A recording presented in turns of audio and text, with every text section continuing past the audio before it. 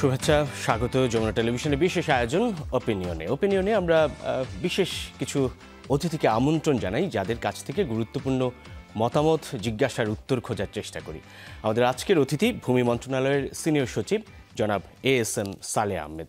আপনাকে স্বাগত জানাচ্ছি স্টুডিওতে। শুরুতেই জানতে চাও, ব্যক্তি আপনার ক্যারিয়ারে অনেক গুরুত্বপূর্ণ দায়িত্ব পালন করেছেন। ভূমি মন্ত্রণালয়ের দায়িত্বে যখন আসলেন, তারপর থেকে কতটা চ্যালেঞ্জের মুখে আসলে পড়তে হলো আপনাকে? আমি গত অক্টোবরের 3 তারিখে ভূমি মন্ত্রীর দায়িত্ব নিয়েছি। তো দায়িত্ব নেওয়ার পরে আমি যে প্রধান চ্যালেঞ্জ লক্ষ্য করেছি যে আসলে ভূমি সেবায় জনগণের প্রচুর হয়রানি ছিল, জনগণের অনেক অভিযোগ ছিল এবং এখানে দুর্নীতির বিষয়গুলো খুব বেশি পরিমাণে চালু ছিল। তো সেটা দূর করে মানুষের জনবান্ধব সেবা প্রতিষ্ঠা করা, এটা আমার জন্য প্রধান চ্যালেঞ্জ ছিল। এবং সে লক্ষ্যে নিশ্চয়ই কাজ করছেন। ভূমি সেবা জনগণের দোরগোড়ায় পৌঁছতে আসলে কি পদক্ষেপ নিচ্ছে মন্ত্রণালয়, নিয়েছে এবং সামনে কোনো পরিকল্পনা আছে কিনা? আমি একটু পিছন থেকে বলি। আমি যোগদানের অল্প কিছুদিনের মধ্যেই আমাকে বর্তমান অন্তর্বর্তী সরকারের প্রধান প্রফেসর ডক্টর ইউনূস স্যার ডেকেছিলেন এবং উনি যে বিষয়টা আমার মাথায় ঢুকিয়ে দিয়েছেন যে আমাদের প্রধান লক্ষ্য উচিত যে হ্যাসেল ফ্রি, হয়রানি মুক্ত এবং দুর্নীতিমুক্ত ভূমি সেবা চালু করা। এবং সেই কারণে যেটা দীর্ঘদিন ধরে চলে আসছিল, ভূমি ব্যবস্থাপনা এবং ভূমি সেবাগুলো জনগণকে দেওয়া, এটা খুবই সমস্যা সংকুল ছিল। এজন্য উনি যেটা গাইড করেছেন আমাকে যে এটা ডিজিটাইজ করা, এই ভূমি সেবাগুলো সম্পূর্ণভাবে যখন ডিজিটাইজ করা যায় এবং যাতে মানুষ ভূমি অফিসে না যেয়ে ঘরে বসে অনলাইনে সেবাগুলো পেতে পারে, সে ব্যবস্থা প্রতিষ্ঠা করা। তো অক্টোবর থেকে আমরা কাজ শুরু করেছিলাম। তো আমরা আসলে অনেক সময় চেয়েছিলাম, কিন্তু স্যার বসে বলেছেন না, খুব অল্প সময়ের মধ্যে করতে হবে। তো সেই জন্য আমরা এর আগে যে ছিল না অনলাইন ভিত্তিক সেবা, তা না, আগের সেবাগুলো ছিল মনোলিথিক। আমরা এটাকে সফটওয়্যার বেসড একটা সেবা ব্যবস্থা করেছি এবং আমরা নাম দিয়েছি LSG, ল্যান্ড সার্ভিস গেটওয়ে। এই ল্যান্ড সার্ভিস গেটওয়ের মাধ্যমে ভূমি উন্নয়ন কর, মিউটেশন, পর্চা সংগ্রহ এবং নকশা সংগ্রহ সব কিছু জনগণ অনলাইনের মাধ্যমে ঘরে বসে এই সেবাগুলো যাতে পেতে পারেন। সেটা কি ইতিমধ্যেই চালু হয়ে গিয়েছে LSG? সেটা পুরোপুরি চালু হয়েছে এবং আমরা ডিসেম্বর মাসে প্রথম যখন চালু করেছিলাম, তখন আমাদের আসলে অনেক ডাটা ছিল, জিনিসটা নতুন ছিল, আমরা বুঝতে পারিনি। তখন জনগণের কিছু সমস্যা হয়েছিল, সার্ভার স্লো হয়ে যেত, জনগণ অ্যাপ্লাই করতে পারতেন না অনলাইনে, মাঝে মাঝে সার্ভার ডাউন হয়ে যেত। তো সেগুলো সমাধান করা হয়েছে। করে আমরা পুরো ঢাকা জেলায় আমাদের 19টি সার্কেল আছে। এই 19টি সার্কেল এবং আমরা নরসিংদীর একটা সার্কেল নিয়ে মোট 20টা সার্কেলে আমরা সেই থেকে পাইলটিং শুরু করেছি। এবং তার আগে আমরা একটা মডেল তৈরি করেছি। সেটা আমরা দেখেছি সবচেয়ে ছোট মৌজা কোনটা হবে ঢাকায়। তো আমরা তেজগাঁর মধ্যে তেজতুরি বাজার আমাদের ছোট মৌজা ছিল। আমরা সেই মডেলে আমরা 100 ভাগ হোল্ডিং এন্ট্রি করে আমরা এই ডিজিটাইজেশনটা ছোট একটা মডেল হিসেবে আমরা শুরু করেছি। এখন সারা দেশে অনলাইনে চালু হয়েছে 100 ভাগই। তবে একটা চ্যালেঞ্জ রয়েছে যে 100 ভাগ নাগরিকরা যেন সুবিধাটা নিতে পারে, সেটা আমাদের চ্যালেঞ্জ। ওটার জন্য আমরা কাজ করছি। তবে অনলাইনে জনগণ এখন দিতে পারছে। নাগরিকরা আসলে কতটা আগ্রহী হচ্ছে অনলাইনে এই সেবা গ্রহণে? তাদের কাছে কি আসলে এই ল্যান্ড সার্ভিস গেটওয়ে এই মেসেজটা আসলে পৌঁছাচ্ছে কিনা? তারা আসলে আগ্রহী হয়ে আপনাদের সেবাটা নিচ্ছে কিনা? আমরা 3 দিন একটা ভূমি মেলা করেছিলাম। ওই ভূমি মেলাতে আমরা ব্যাপক সাড়া পেয়েছি এবং আমরা দেখতে পেয়েছি জনগণরা আসলে আগ্রহী। আরেকটা বিষয় আমরা জানতে পেরেছি অন্যভাবে, যে আমাদের একটা কল সেন্টার আছে 16122। তো ওখানে জনগণ, এটা 24 ঘন্টায় খোলা থাকে এবং আপনি জানলে খুশি হবেন যে ঈদের দিনও আমাদের এই সার্ভিসটি বন্ধ হয়নি। তো ওখানে আমরা দেখেছি প্রচুর জনগণ এখানে এই বিষয়ে আগ্রহী, তাদের আগ্রহ প্রকাশ করছে। কল সেন্টারে ফোন করলে সাজেস্ট করেন যে আসলে কোন পথে এগুলে এই সংকটের সমাধান করা যাবে, এরকম কিছু ব্যক্তির যে সমস্যা সেটার সমাধানের জন্য হয়তো বা আপনাদের কল সেন্টারে ফোন করলো, আপনারা আসলে কিভাবে গাইড করেন বা কোন পর্যায় পর্যন্ত সমাধানটা কল সেন্টারের মাধ্যমে দিচ্ছেন? কল সেন্টারে যখন এই ধরনের সমস্যা নাগরিকরা ভোগেন, তো সেখানে আমরা হয়তো কিছু সমস্যা আছে ভূমির খুব জটিল, তাৎক্ষণিকভাবে আমরা এগুলো সমাধান করতে পারি না। এই জন্য আমাদের দুইজন ল্যান্ড এক্সপার্ট আছেন, কনসালটেন্ট হিসেবে ওখানে কাজ করেন, এবং কানুনগো পর্যায়ের কর্মকর্তা রাখা হয়েছে, যাতে ওরা ওই যে অফিসগুলোর সাথে এটা সংশ্লিষ্ট সেই ভূমি অফিসগুলোর সাথে যোগাযোগ করে তারা এটা সমাধানের চেষ্টা করেন। বাংলাদেশ ডিজিটাল সার্ভে বিডিএস এর মাধ্যমে জমি সংক্রান্ত সব সমস্যা সমাধানের কথা বলেছিল একসময় ভূমি মন্ত্রণালয়। এটির মাধ্যমে আসলে সমস্যার কোনো সমাধান হচ্ছে কিনা বা এর কোনো অগ্রগতি আপনার অবজারভেশন আসলে কি? মানে ডিজিটাইজের কথা বলা হচ্ছে, আসলে কিন্তু এটা সত্যির ক্ষেত্রে সেভাবে হচ্ছে না। তবে আমরা দুটো প্রজেক্ট নিয়েছি যেটা এই ডিজিটাইজ সার্ভের উপর কাজ করছে। একটা কোরিয়ান আর্থিক সাহায্য, সেটা আমরা 3টা সিটি কর্পোরেশন, 2টি উপজেলা এবং 1টি পৌরসভা, মোট 6টা এলাকায় কাজ হচ্ছে। তো সেখানে এটা হচ্ছে পাইলট পর্যায়ে।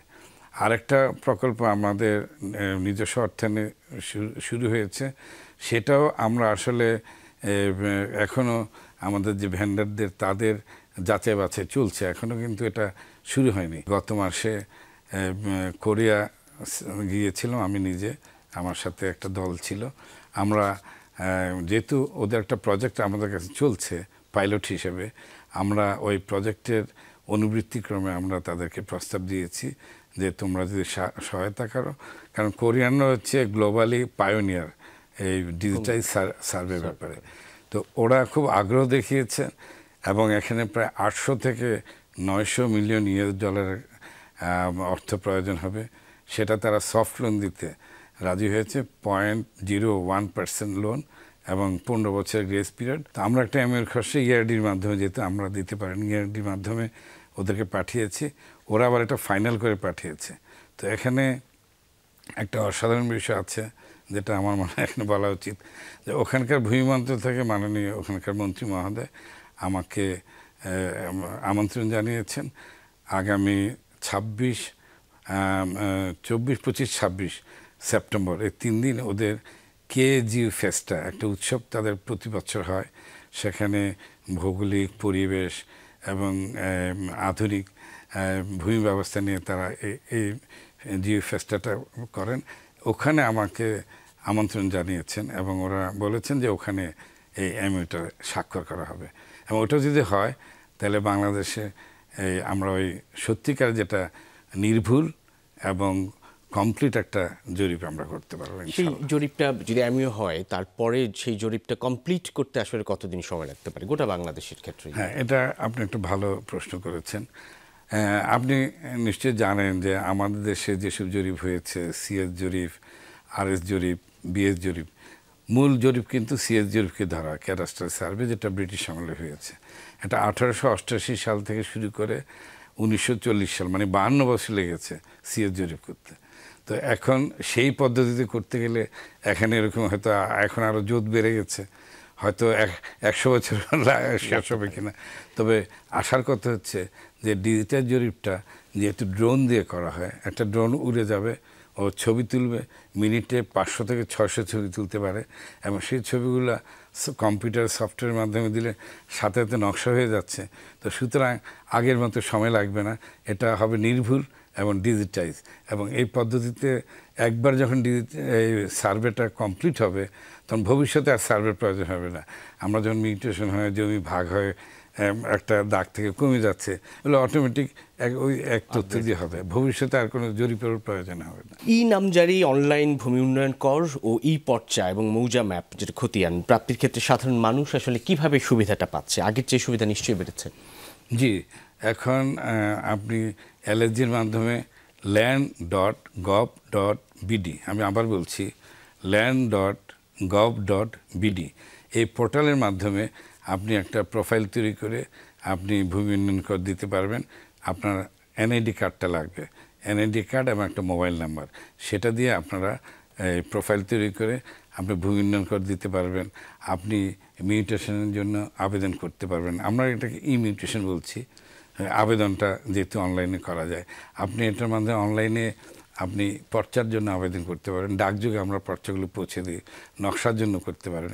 সব সুবিধাগুলি এই অনলাইন ভিত্তিক করা হয়েছে। জনদুর্ভোগ জটিলতা কমাতে ভূমি registration office, sub registry office হিসেবে যেটাকে সবাই চেনে, সেটাকে ভূমি মন্ত্রণালয়ের অধীনে নেওয়ার সুপারিশ করেছিল জনপ্রশাসন সংস্কার কমিশন। সেক্ষেত্রে সরকারের কোনো নীতিগত সিদ্ধান্ত হয়েছে কিনা, কোনো ধরনের পদক্ষেপ নেওয়া হচ্ছে কিনা? বা আপনি ঠিকই বলেছেন, জনপ্রশাসন সংস্কার কমিশন এই বিষয়ে একটা সুপারিশ করেছে এবং সরকারও এটাকে গুরুত্ব দিয়ে এটার উপর কাজ করছে। কারণ আমি মাননীয় প্রধান উপদেষ্টার কার্যালয়ে এই বিষয়ে একটা সভায় গিয়েছিলাম মাননীয় মুখ্য সচিব মহোদয়ের সভাপতিত্বে। তো এটা আসলে এবং আমার জানা যে গত 31শে জুলাই যে উপদেষ্টা কমিটির সভা সচিবালয় হয়েছিল, সেখানেও এটা আলোচিত হয়েছে।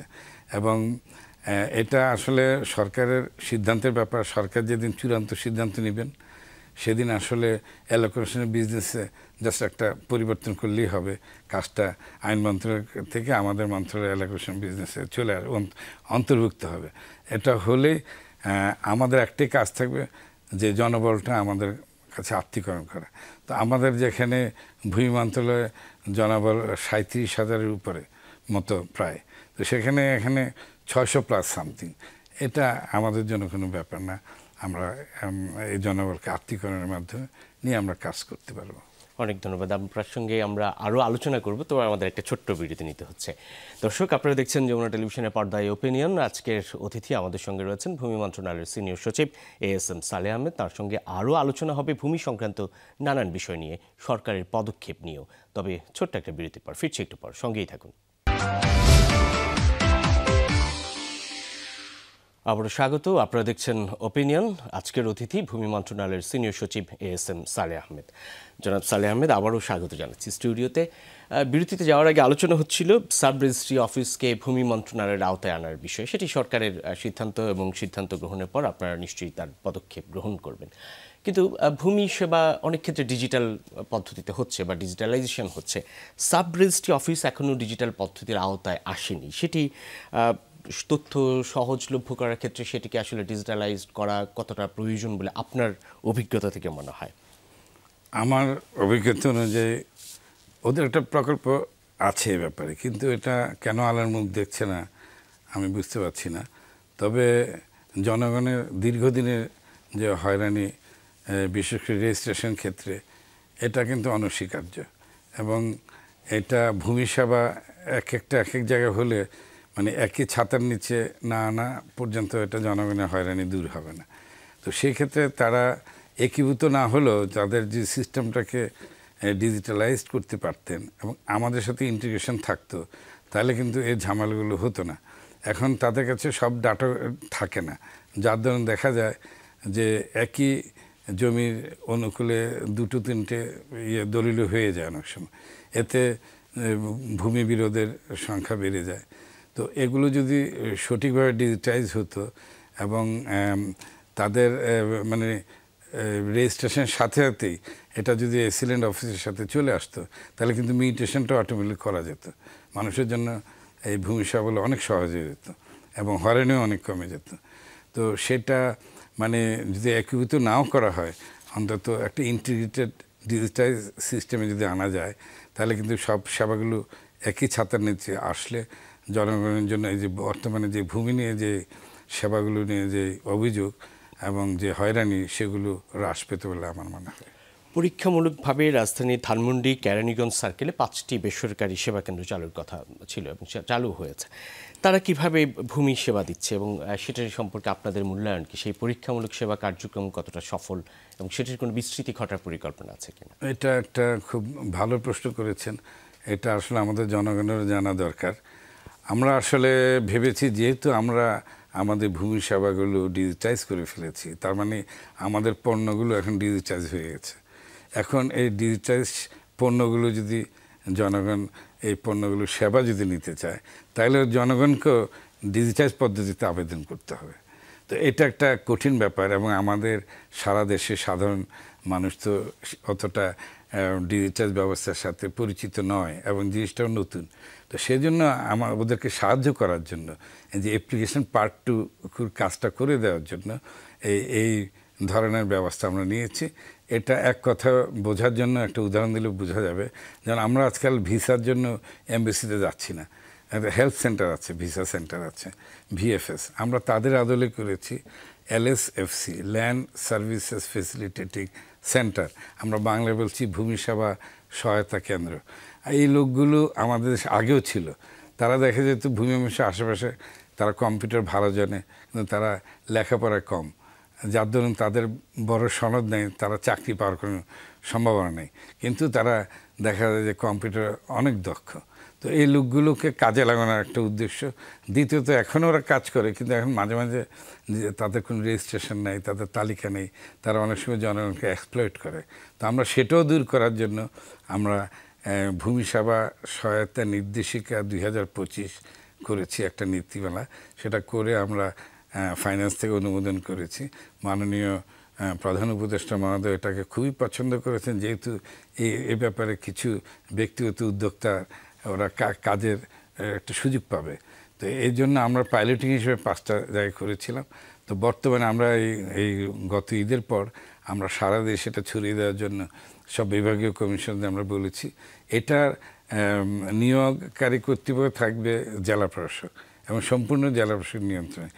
কীভাবে নিয়ন্ত্রিত হবে? ভূমি সেবা সহায়তা নীতিমালা 2025 নির্দেশিকায় এটা সম্পূর্ণ বলা আছে, একদম কিভাবে বিজ্ঞপ্তি দিতে হবে, কীভাবে মূল্যায়ন করতে হবে, কীভাবে তাদেরকে অ্যাপয়েন্টমেন্ট দিতে হবে, তারা কোন কাজের জন্য কোথায় কতটুকু ফি নিবে, এটা নামমাত্র মূল্যে নেওয়ার কথা। এবং ফিটা যদি বেশি নেয় সেই ক্ষেত্রে ওর কমপ্লেন করলে জেলা প্রশাসক তাদের রেজিস্ট্রেশন বাতিল করে দিতে পারে। এবং আমাদের শর্ত আছে যে খোলা স্থান, উন্মুক্ত স্থানে আমাদের যে সরকারি ফিগুলো টানানো থাকতে হবে, যাতে একজন জনগণ বুঝতে পারে যে মিউটেশনের জন্য তার কত খরচ, হ্যাঁ, ভূমি উন্নয়ন কর দিতে কত লাগতে পারে, এটা যেন জনগণ বুঝতে পারে।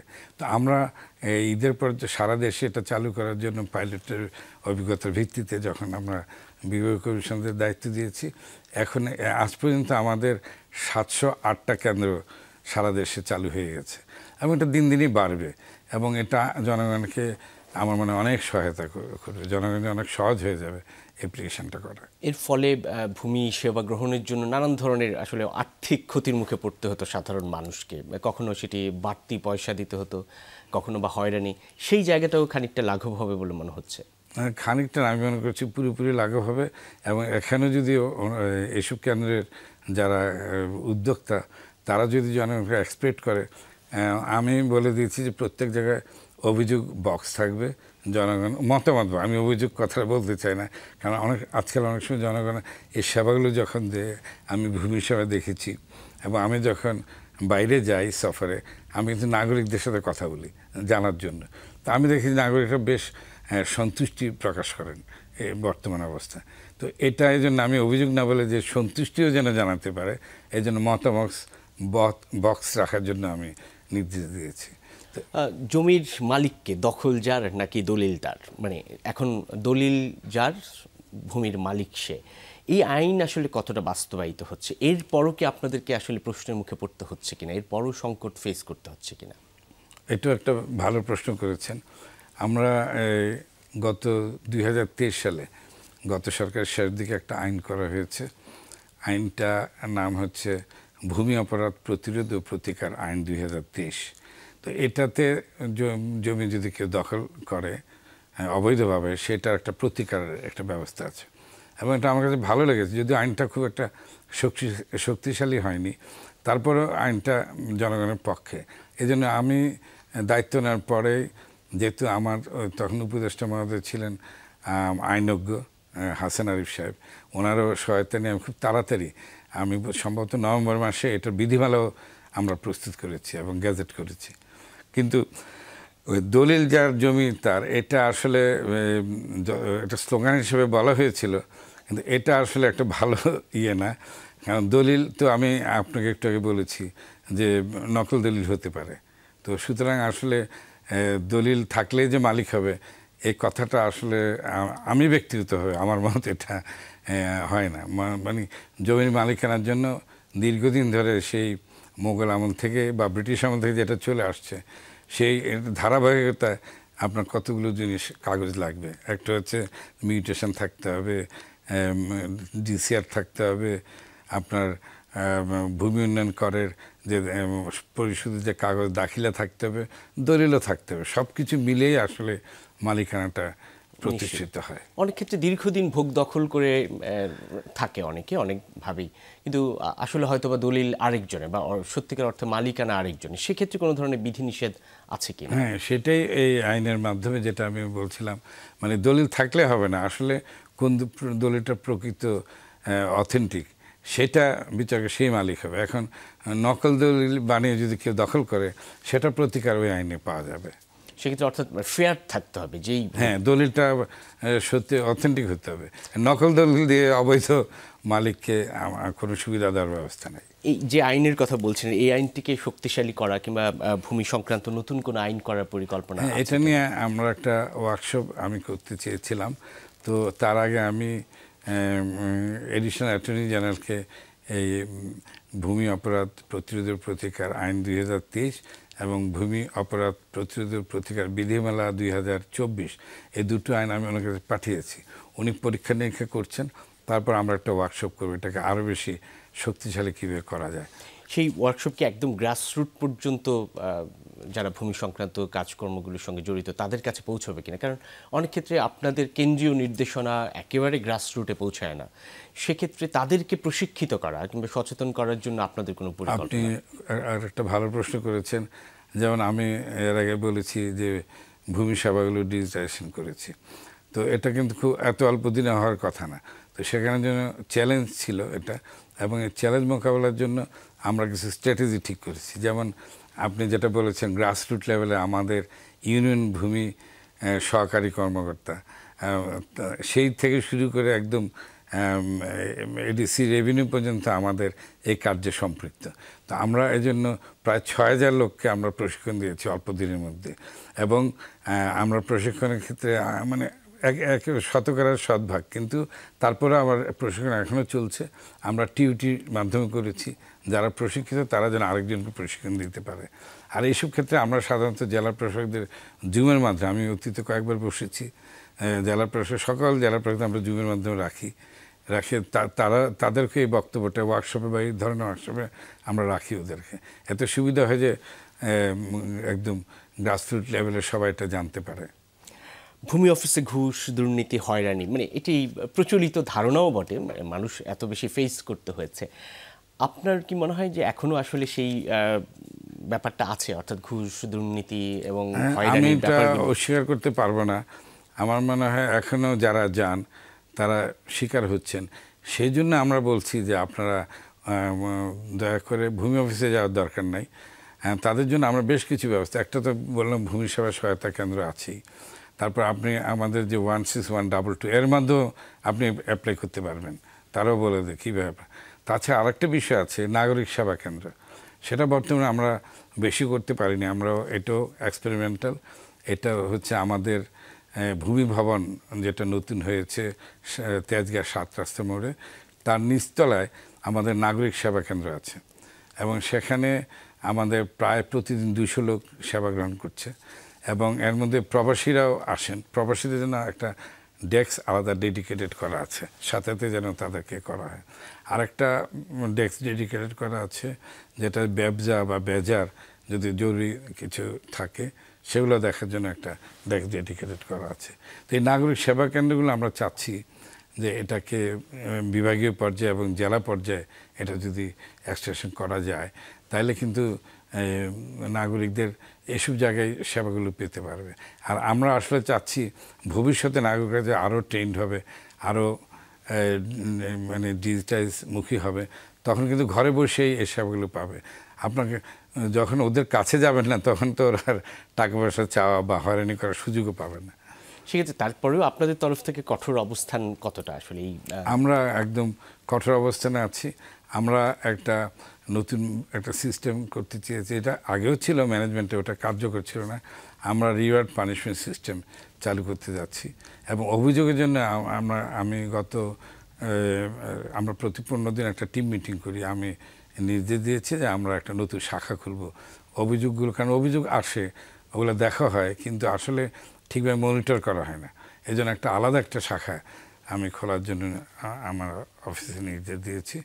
আমরা নতুন এটা দিয়ে আমরা দেখব। আর একটা কাজ করেছি আমি এই মাসে, যেহেতু আমার ভূমি উন্নয়ন করার সময় পার হয়ে গেছে, এই জন্য আমি এই মাসে আমার সকল কর্মকর্তা মন্ত্রণালয়ে তাদেরকে সারা দেশে জেলা ভাগ করে দিয়েছি এবং তাদেরকে মেইনলি এই যে ভূমি সেবা সহায়তা কেন্দ্রগুলো পরিদর্শন করা একটা ছক করে দিয়েছি, যে আসলে ওগুলো কতটুকু কার্যকর, জনগণকে সেবা দেওয়ার ক্ষেত্রে ওরা কতটা পারদর্শিতা দেখাচ্ছে সেটা পরীক্ষা করা, একটা স্ট্যান্ডার্ড ইন্সপেকশন ফরম্যাট করে দিয়েছি। আরেকটা আছে সারপ্রাইজ ভিজিট, যে ইউনিয়ন ভূমি অফিস পরিচয় না দিয়ে দেখা। কারণ আমি পত্রপত্রিকা দেখতে পাচ্ছি অনেক যে এখনও বলা হচ্ছে যে মানুষজনকে হয়রানি করা হচ্ছে, ঘুষের রেট বেড়ে গেছে, এই ধরনের কথা দেখছি। এই জন্যে আমি এই পদ্ধতি অবলম্বন করছি, যতটা কঠিনভাবে মনিটর করা যায় আসলে। হ্যাঁ, আমি একদম আপোষহীনভাবে দুর্নীতির বিরুদ্ধে আছি। আমার অফিসে আমার সহকর্মীদেরকে সেটা বলা হয়েছে, সেটা ওরা সম্মত হয়েছে এবং গত বৃহস্পতিবার পরশু 100 জন এসিল্যান্ডের একটা প্রশিক্ষণ হয়েছে, তারা নব নিয়োজিত, তারা এখন তাদেরকে বিভিন্ন উপজেলায় পদায়ন করা হয়েছে, তারা এখন বিভিন্ন উপজেলায় যোগদান করবে। তো আমি তাদের প্রশিক্ষণে সনদ বিতরণী অনুষ্ঠানে বলেছি যে আমি বিগত দিনে অনেক কিছু শুনেছি, কিন্তু তোমাদের দিয়ে আমি শুরু করতে চাই, তোমরা সম্মত আছো কিনা। তো 100 জনই বলেছে স্যার আমরা দুর্নীতির বিরুদ্ধে সোচ্চার থাকবো। তো আমি আশা করি এটা হয়তো কমে যাবে, তো 100% পারবো কিনা আমি জানি না। সেটা আসলে নাগরিক এবং সেই সঙ্গে কর্মকর্তাদের সদিচ্ছার উপর অনেক কিছু নির্ভর করে। আপনার সঙ্গে আরও আলোচনা হবে, তবে আমাদের আরেকটা বিরতি নিতে হচ্ছে। দর্শক, আপনারা দেখছেন ওপিনিয়ন। আজকের অতিথি ভূমি মন্ত্রণালয়ের সিনিয়র সচিব জনাব ASM সালেহ আহমেদ, তার সঙ্গে আরও আলোচনা হবে। ফিরছি একটু পর, সঙ্গেই থাকুন। আবার আমন্ত্রণ, শুভেচ্ছা, স্বাগত ওপিনিয়নে। আজকের অতিথি ভূমি মন্ত্রণালয়ের সিনিয়র সচিব জনাব ASM সালেহ আহমেদ। আবারও আপনার কাছে আসা, কৃষি জমি হারিয়ে যাচ্ছে বা কৃষি জমি কমে যাচ্ছে, সেই কৃষি জমি সুরক্ষা কিংবা সেটি আলাদা করে চিহ্নিত করা, সে ধরনের কোনো পরিকল্পনা ভূমি মন্ত্রণালয়ের তরফ থেকে আছে কিনা? ধন্যবাদ, আপনি একটি গুরুত্বপূর্ণ প্রশ্ন করেছেন। এটা সত্যি, আমাদের কৃষি জমি কেন, আমাদের বনের জমি, টিলা, পাহাড় সব কিছু কমে যাচ্ছে। তো এটার জন্য আমরা একটা আইনের খসড়া তৈরি করেছি, সেটা হচ্ছে ভূমি ব্যবহার ও কৃষি জমি সুরক্ষা আইন 2025। তো এটার উদ্যোগ আসলে অনেক আগেই নেওয়া হয়েছিল, কিন্তু কার্যকর করা হয়নি। তবে আমরা এই কিছুদিন আগে উপদেষ্টা পর্যায়ে একটা সভা করে এটা উপস্থাপন করেছিলাম। তো সেখানে ওনারা সচিব পর্যায়ে এটাকে আরও পরীক্ষা নিরীক্ষা করার জন্য একটা কমিটি করে দিয়েছে এবং সেটার আহ্বায়ক আমি নিজেই। তো সেটা আমরা এই গত 14 তারিখে আমরা একটা সভা করেছি এবং আমাদের পর্যায়ে এটা শেষ সভা, এবং এটার খসড়া এখন আমরা চূড়ান্ত করে ফেলেছি। আমাদের যে ওয়ার্কিং গ্রুপ তৈরি করে দেওয়া হয়েছিল, এখন আমরা 1 সপ্তাহ সময় নিয়েছি, কারণ ওখানে আমাদের কিছু প্রতিনিধি এসছে, পরিবেশবাদী, তারপর ধরেন আরও কিছু নাগরিক সমাজ থেকে কিছু অংশগ্রহণকারী এসছেন, তারা আমাদের কাছে 1 সপ্তাহ সময় চেয়েছেন, তারা আরও কিছু মতামত এর উপর দিতে চান। তো এটা দিন আমরা 1 সপ্তাহ সময় দিয়েছি, তারপর ধরেন আরও 1 সপ্তাহ আমরা এটাকে ওদের মতামতগুলো ইনকর্পোরেট করে আমরা খুব শীঘ্রই এটা উপদেষ্টা কমিটির কাছে আমরা একটা প্লেস করব। উপদেষ্টা কমিটি আমাদের 4 জন একটা কমিটি অলরেডি এটা দেখছেন, যেমন কৃষি উপদেষ্টা মহোদয়, আমাদের ভূমি উপদেষ্টা মহোদয়, পরিবেশ উপদেষ্টা মহোদয় এবং গৃহায়ণ উপদেষ্টা মহোদয়। তো ওনাদের ইয়েতে আমরা এটা আশা করি আগামী 15 দিন বা 1 মাসের মধ্যে আমরা এটা প্লেস করব। ওনারা দেখে দিলে পরবর্তীতে যা একটা আইন মন্ত্রণালয় মিটিং হলে হয়তো এই আইনটা চালু করা যাবে এবং এখানে একটা স্ট্রং একটা কর্তৃপক্ষ তৈরি করা হবে এই আইনের অধীনে, যাতে তারা ওই কৃষি জমি যারা করবে, বিনষ্ট করবে, তাদের বিষয়ে যেন তারা কার্যকরী পদক্ষেপ নিতে পারে, একটা শক্তিশালী কর্তৃপক্ষের প্রস্তাবনা করা আছে এখানে। ভূমিকর আপনারা আসলে কেমন পাচ্ছেন? সাধারণ নাগরিক আসলে ভূমিকর কতটা দিতে আগ্রহী, কতটা দিচ্ছে সহজভাবে, এবং সেটি দেয়া আসলে কতটা জরুরি? আসলে ভূমি উন্নয়ন কর শুধু যে সরকারের জন্য প্রয়োজন তা না, একজন নাগরিকের বা একজন ভূমি মালিকের জন্য, তার মালিকানা প্রমাণের জন্য এটা প্রয়োজনীয়। তবে এটা ঠিক অতীতে মানুষ এটা অতটা আগ্রহী ছিল না বা কতটা প্রয়োজনীয় সেটা বুঝতে পারতো না। যেমন আমি নীলফামারীতে কিছুদিন আগে গিয়েছিলাম, তো একজন নাগরিক ভূমি উন্নয়ন কর দিতে এসছে। আমি তাকে জিজ্ঞেস করলাম যে আপনি কি করেন? উনি একজন পেশাদার কৃষক, তার কিছু জমি আছে, ওই জমি চাষ করে তার সব জীবনযাত্রা নির্বাহ করেন। তো ওনাকে বললাম যে আপনি এতদিন দেন নেই, কতদিন দেন? বলছে আমি 10 বছর দিইনি। তো এতদিন পরে আসলেন, বলে যে শুনলাম যে এখন ডিজিটাল হচ্ছে দেওয়া সহজ, আগে ভয় আছি নেই, এখন আমি দিতে চাই। তো ওই অভিজ্ঞতা থেকে আমি এখন ভূমি মেলা করলাম আমরা গত মে মাসে, এবং ভূমি মেলা করার মূল উদ্দেশ্য ছিল জনগণকে সচেতন করা। তো আপনাকে আগেই বলেছি, ডিসেম্বর এবং জানুয়ারি মাসে আমরা নতুন সফটওয়্যার চালু করতে যে নাগরিককে একটু বিপদে ফেলে দিয়েছিলাম, নাগরিকরা তখন এই মিউটেশন বা ভূমি উন্নয়ন কর দিতে পারেননি।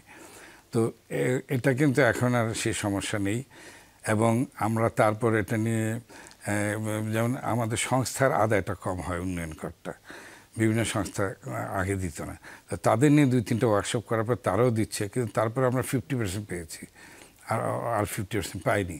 তো তারপরেও আমাদের যে 2 মাসের যে সমস্যা, আমাদের সার্ভার বা যেগুলোর সমস্যা ছিল, আমাদের ধারণা ছিল যে গত বছর টার্গেট আমরা ফিল আপ করতে পারবো কিনা।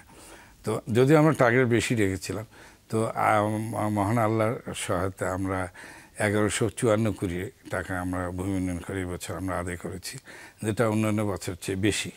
মানে এটা কম হওয়ার কথা ছিল, কিন্তু হয়তো জনগণের সচেতন হয়েছে আর দেওয়াটা সহজ হয়েছে। তো এই ব্যাপারে আপনাকে আরও একটু আমি জানাতে চাই আপনার মাধ্যমে জনগণকে জানানোর জন্য। সেটা হচ্ছে আমরা একটা অ্যাপও তৈরি করছি, যে এই অ্যাপটা অলরেডি প্লে স্টোরে দেওয়া হয়েছে, হ্যাঁ, অ্যাপেলের ওখানে দেওয়া হয়েছে, iOS-এ দেওয়া হয়েছে। তো এখানে দেওয়ার পর বোধহয় কিছু সময় লাগে, 10-12 দিন মধ্যে সময় নেই। তো আমরা একটু অপেক্ষা আছি, আমরা হয়তো মাসখানেকের মধ্যে অ্যাপটা যখন চালু করব তখন আমরা প্রচার করার চেষ্টা করব, যাতে জনগণ আরও সহজে ভূমি উন্নয়ন কর দিতে পারে।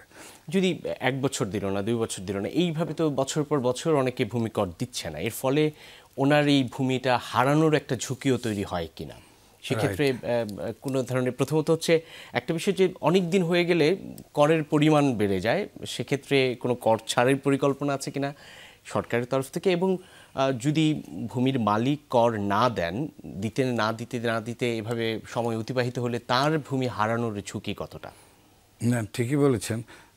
এটা নিয়ম হচ্ছে 3 বছর না দিলে ভূমি সরকার ইচ্ছা করলে সে ভূমি নিয়ে নিতে পারেন। কিন্তু আমার যেটা ধারণা, আমার যেটা অভিজ্ঞতা হয়েছে, বিশেষ করে ভূমি মেলা থেকে, এবং এখনকার যেভাবে জনগণ ভূমি উন্নয়ন কর দিচ্ছেন, মিউটেশনের সংখ্যা যেভাবে বাড়ছে, আমার মনে হয় জনগণ দিনকে দিন সচেতন হচ্ছে। এবং যেহেতু এখন জমি কিন্তু উত্তরাধিকারের কারণে বা বিভিন্ন কারণে জমি হস্তান্তর হচ্ছে, এবং জমি একটা মূল্যবান সম্পদ। জমি 1 কাঠা জমি বিক্রি করলে কোটি কোটি টাকা আছে, যেমন গুলশান, বনানী গ্রামে কম হলেও একদম কম না। তো সুতরাং মানুষ এখন জমির প্রতি কিন্তু মানুষের আগের মতো অবস্থা নেই। আমার মনে হয় ভবিষ্যতে মানুষ এর ব্যাপারে আরও সচেতন হবে। এর ব্যাপারে আমাদেরও কিছু কাজ করার আছে। আমরা যে ভূমি মেলার কথা বললাম, এটাও এই ধরনের কিছু ব্যবস্থা আমাদের নিতে হবে, যাতে উপজেলা পর্যায়ে, ইউনিয়ন পর্যায়ে এগুলো যদি একটু প্রচার আমরা করার দায়িত্ব নেই, তাহলে জনগণ আরও সচেতন হবে। ভূমিহীন হচ্ছে অনেক মানুষ, নদী ভাঙন হোক, প্রাকৃতিক দুর্যোগের কবলে পড়ে হোক, আবার সেই সঙ্গে যেমন ধরুন নোয়াখালী হাতিয়া কিংবা চট্টগ্রামের সন্দ্বীপ, সেই সব এলাকায় নতুন নতুন ভূমি বাড়ছে। এই সব জায়গাগুলো নিয়ে কোনো ধরনের পরিকল্পনা আলাদা করে সরকারের আছে কিনা, সেগুলো বেদখল হচ্ছে কিনা, ভূমিহীনদের জন্য কোনো পরিকল্পনা সুনির্দিষ্টভাবে আছে কিনা? এইগুলো আছে, তবে আরেকটা ব্যাপার আছে, সেটা হচ্ছে যে উন্নয়ন কাজ সবসময় চলে, তো আগের রেলওয়ে অনেক জায়গা ছিল, তারপর এখন রাস্তাঘাট করতে হয়, এখন সবসময় উন্নয়ন কাজ চলমান। তো সেই ক্ষেত্রে দেখা যাচ্ছে যে অতীতে যে প্রত্যাশী সংস্থা যারা এগুলো রিকারিং বডি যারা, তারা যতটুকু পরিমাণ জমি প্রয়োজন তার চেয়ে বেশি জমি তারা নিয়েছে, এবং দেখা গেল যে পরবর্তীতে সেই জমিগুলো ব্যবহার করতে পারেনি। তো এটার জন্য সম্প্রতি সরকার একটা উপদেষ্টা কমিটি করে দিয়েছে, 3 জন উপদেষ্টার সমন্বয়ে। এটা আহ্বায়ক হচ্ছেন মাননীয় ভূমি উপদেষ্টা আলী মাহমুদ স্যার, আর 2 জন সদস্য আছেন গৃহায়ণ উপদেষ্টা মহোদয় এবং সড়ক ও সড়ক পরিবহন উপদেষ্টা। তো তারা একটা সভা করেছে, করে আমাদের 2টা কমিটি করে দিয়েছে। একটা হচ্ছে এই কত জমি অব্যবহৃত রয়ে গেছে, আর আরেকটা হচ্ছে যে এটা কিভাবে ব্যবহার করা যায়। তো মানে এই অব্যবহৃত জমির পরিমাণটা আমরা বের করার জন্য যে সচিব কমিটি করে দিয়েছে, তার আহ্বায়ক আমি, আর ওখানে করা হয়েছে সড়ক ও সড়ক পরিবহন সচিব মহোদয়কে। ওনার কাজটা একটু পড়ে। তো আমরা এটা নিয়ে কাজ করছি, মানে এই কমিটি একটা শক্তিশালী কমিটি। আমরা যদি খুব তাড়াতাড়ি তাদেরকে তথ্য দিতে পারি, তাহলে সরকার হয়তো একটা ভালো একটা সিদ্ধান্ত নিবে যে এই জমিগুলো কীভাবে করা যায়। আর একটা যেটা বলছেন আপনি যে নদীর চর বা আমাদের যেগুলো খাল জমি আছে, সেগুলো কিন্তু একটা নিয়ম আছে। খাল জমি বন্দোবস্ত দেওয়া, এগুলো ভূমিহীনদের মধ্যে দেওয়ার একটা নিয়ম আছে। তো আমরা এটা দিচ্ছি, এটা উপজেলা পর্যায়ে বা জেলা পর্যায়ে প্রস্তাব আসলে আমরা মন্ত্রণালয় থেকে এগুলো পরীক্ষা নিরীক্ষা করে এখনও ভূমিহীনদের দিচ্ছি। এবং এটার জন্য একটা প্রকল্প জাস্ট শেষ হয়েছে, সেটা ছিল নোয়াখালী এবং চিটং 2 জেলার মিলে 3টে উপজেলায়। সেখানে আমরা 6000 ভূমি দেওয়া হয়েছে, ওটা আমরা কমপ্লিট করেছি এই প্রজেক্ট। আপনি বলছেন রাষ্ট্রীয় বিভিন্ন সংস্থার ভূমির কথা। রাষ্ট্রীয় বিভিন্ন সংস্থার ভূমি বেদখলও হয়ে আছে, সেই সব উদ্ধারে কি ভূমি মন্ত্রণালয়ের করণীয় কিছু আছে, নাকি সেগুলো যার যার মন্ত্রণালয় যার যার সংস্থার ভূমি সেসব তারা পুনরুদ্ধার করতে হবে? না, আসলে তো আইনগতভাবে সব জমির মালিক ভূমি মন্ত্রণালয়, ভূমি মন্ত্রণালয়ের দায়িত্বেই পড়ে। তবে আমরা যেটা বললাম যে কমিটিটা করা হয়েছে, মাননীয় ভূমি উপদেষ্টা মহোদয়কে আহ্বায়ক করা হয়েছে, ওই কমিটির মাধ্যমে হয়তো একটা ভালো সিদ্ধান্ত আসবে এই ব্যাপারে কি করা উচিত। বছরের পর বছর ভূমি সংক্রান্ত মামলা চলতে থাকে, নিষ্পত্তি হয় না। আপনিও বলছেন দেওয়ানি আদালতের প্রায় 80% মামলায় ভূমি সংক্রান্ত। শেষ প্রশ্ন, এই জটিলতাগুলো কতটা সহজভাবে নিরসন করা যায়, কিংবা আসলে কেন এত জটিলতা, কেন এত মামলার পর মামলা বছরের পর বছর ঘানি টানতে হয় এই মামলার? সেক্ষেত্রে কোনো পরামর্শ আপনার থাকবে কিনা নাগরিকের জন্য? হ্যাঁ, সেটা হচ্ছে আসলে আইনের কিছু এমনভাবে ব্যবস্থা করা, যেমন যদি জরিপের সময় যদি ভুল হয়ে যায় তাহলে কিন্তু আপত্তি দেওয়ার ব্যবস্থা থাকে, কিন্তু এটা একটা নির্দিষ্ট সময় থাকে। তো নির্দিষ্ট আমার দেখা যায় আমাদের লোকরা গ্রামে থাকেন না, তার আত্মীয়স্বজন বা কেউ প্রবাসে থাকেন, কেউ তার পৈতৃক জমি আছে কিন্তু খোঁজ নিচ্ছেন না, সেটা হয়তো আরেকজনের নামে রেকর্ড হয়ে যায়, আপত্তি আর দেন না সময় মতো। তো এটা একটা নির্দিষ্ট সময় পার হয়ে গেলে ভূমি রেকর্ড জরুরি দপ্তর তখন তারা এটা একটা গ্যাজেট প্রকাশ করেন। এই গ্যাজেটটা প্রকাশ হয়ে গেলে তখন আর এটা ওনাদের আর কিছু করার থাকে না, মানে ভূমি মন্ত্রীর আর কিছু করার থাকে না। তখন এখন ভূমির মালিকানা কে নির্ধারণ করবে? এখন 2 জনে হয়তো একটা মালিকানা চাচ্ছে। তো এটার জন্য আসলে দেওয়ানি আদালত এটার জন্য মানে মালিকানা ঠিক করে দেওয়ার একমাত্র অথরিটি। তো এখন দেওয়ানি আদালতে প্রচুর মামলা থাকে, আপনারা জানেন, অনেক সময় লাগে। তো এটার বিকল্প একটা আছে যেটা জনগণ হয়তো জানেন না, আমরা অনেককে বলি, ব্যক্তিগত যোগাযোগ করি, সেটা হচ্ছে ভূমি আপিল বোর্ড কিন্তু এই কাজগুলো করে। এটা 3 ধরনের মিস্টেক থাকে এই যে ভূমির কাগজপত্রে। একটা হচ্ছে ক্লারিক্যাল মিস্টেক বা করণিক ভুল, সেগুলো আমাদের এসিল্যান্ডরা কাগজপত্র দেখে যদি সন্তুষ্ট হয় তারা কিন্তু ঠিক করে দিতে পারে, আদালতে যাওয়ার প্রয়োজন নেই। কিন্তু বোনাফাইডি মিস্টেক যদি হয়, সেই বড় ধরনের মিস্টেক, তাহলে কিন্তু এটা আদালতে যেতে হবে। সেক্ষেত্রে আমাদের ভূমি আপিল বোর্ড আছে, এটা আদালত, এবং সেখানে এত সময় লাগে না। বেশ কিছু জিনিস ওখানে হ্যাঁ, যদি নাগরিকরা যায় তাহলে হয়তো তাড়াতাড়ি প্রতিকার পেতে পারে। অনেক ধন্যবাদ আপনাকে, আমাদের সময় দিয়েছেন। আলাপ হলো ভূমি সংক্রান্ত নানান বিষয় নিয়ে। ভালো থাকবেন, সুস্থ থাকবেন। আজকের মতো আপনার সঙ্গে আলোচনা শেষ করতে হচ্ছে। দর্শক, আপনারা দেখছিলেন ওপিনিয়ন। আজকের অতিথি ছিলেন ভূমি মন্ত্রণালয়ের সিনিয়র সচিব জনাব এস এম সালেহ আহমেদ। তার সঙ্গে আলাপ হলো ভূমি সংক্রান্ত নানান বিষয় নিয়ে। তিনি শেষ মুহূর্তে যে পরামর্শ দিলেন, দেওয়ানি আদালত কিংবা ভূমি আপিল বোর্ডে গেলেই নাগরিকের নানান ধরনের জটিলতার নিরসন হতে পারে। তবে ভূমি সংক্রান্ত সব ধরনের সংকট সমাধান হতে পারে সহজভাবে যদি ব্যক্তি মানুষ সৎ থাকে, কোনো ধরনের হয়রানি না করতে চায় অন্যকে, কিংবা ভূমি কর সহজভাবে নিয়মিতভাবে দেয়। ভূমি সংক্রান্ত সেসব বিষয় নিয়েই আমাদের পরামর্শ দিলেন ভূমি মন্ত্রণালয়ের সিনিয়র সচিব। আজকের ওপিনিয়ন এ পর্যন্তই। ভালো থাকবেন, সুস্থ থাকবেন, দেখা হবে নতুন আলোচনায়।